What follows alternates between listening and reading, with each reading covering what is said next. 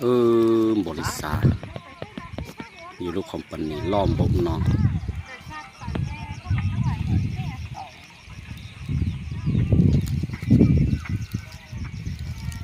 รถเต้เหมือนย่อห้องลาห้องกันมาเอเจียเนอะเต้ลุงบริษัทน่ะมา